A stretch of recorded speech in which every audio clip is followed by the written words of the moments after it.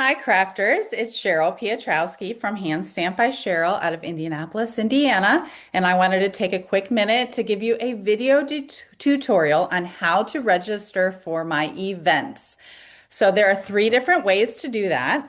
The first one is to go to my Stampin' Up website, and the web address is handstampbycheryl.stampinup.net.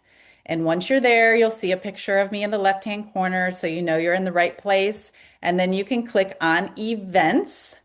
And it does look different on a desktop versus a computer, but you can see here there's a calendar. Stampin' Up! Events are in Calypso Coral, I believe. So you can see things like when the new kits are released and when the online exclusives come out. My events, I believe, are in blue. So you can see there's an In Stampers Get Together on the 28th, and then Coffee and Craftings resume on July 31st. So if you are interested in attending that, you can click on the event and you can see a way to register right here. You can even add the event to your Google Calendar. So that's the first way. The second way is on Facebook. So if you're on Facebook, you will search Hand Stamp by Cheryl, and that is my page, which is different than my group, which is called Stamp with Cheryl. But all of my events are on Hand Stamp by Cheryl.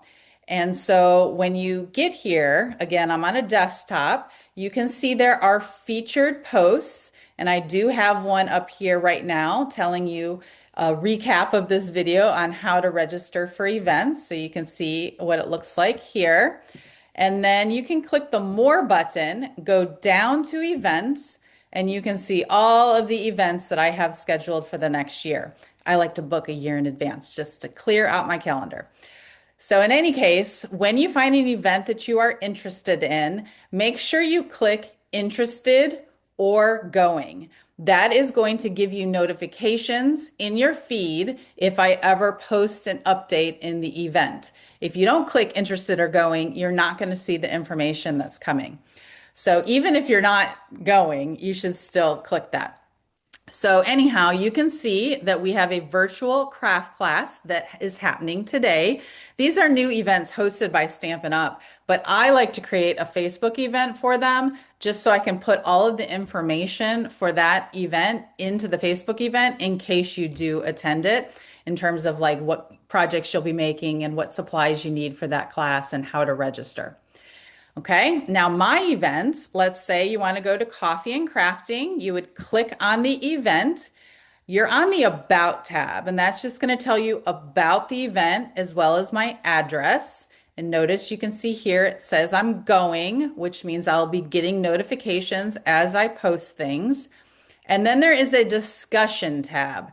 So make sure you are checking that out because that is where I will post either photos of the cards that you have the opportunity to make at the event. Sometimes I'll post like a last minute update. I might even post if the event is canceled, I would put it there. I would also sometimes put videos in case you want to watch them before you come to the event so you're a little bit more prepared.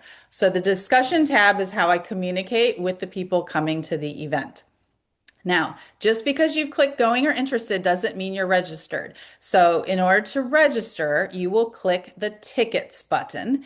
And there it's going to take you to my new platform that I'm using for 2026 through 2027. We'll see how it goes, but it's called simpletix.com.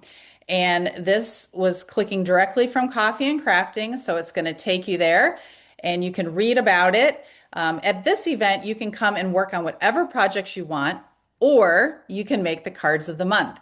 And you see how this is hyperlinked, cards of the month. So if you click on that, it's going to take you to my blog where you can see pictures of the cards of the month. So I'm calling it August, but it's technically July 31st. You can see I already have 3 of the 5 ready. So I'll be posting more here as I finalize them.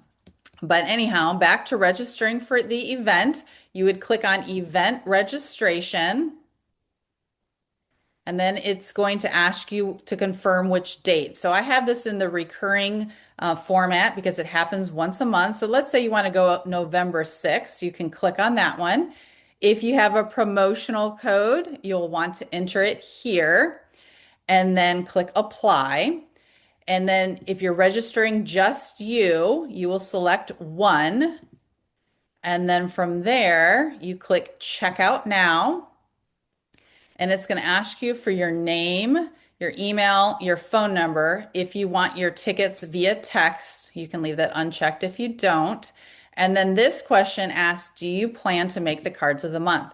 So if you do, then you just pay for those cards at the event. They are $20 for 5 cards, and everything is included, as well as there are coffee and pastries at this event.